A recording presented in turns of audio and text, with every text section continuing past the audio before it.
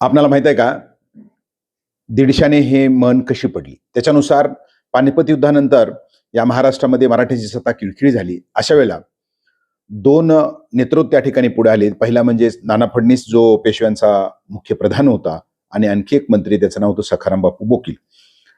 तर ही 2 मंडळी अशी विचित्र होती, की यांच्या मर्जीनं कुठल्याही प्रकारचे निर्णय त्या ठिकाणी घेतले जायचे. काही निर्णय अवसानघातकी असायचे. यामुळं बऱ्याच वेळेला युद्धजन्य परिस्थिती निर्माण झाली. सखाराम बापू बोकीलला पूर्ण शहाणा म्हटलं जातं, कारण त्याला तलवार आणि बुद्धी दोन्ही चालवता येत होती.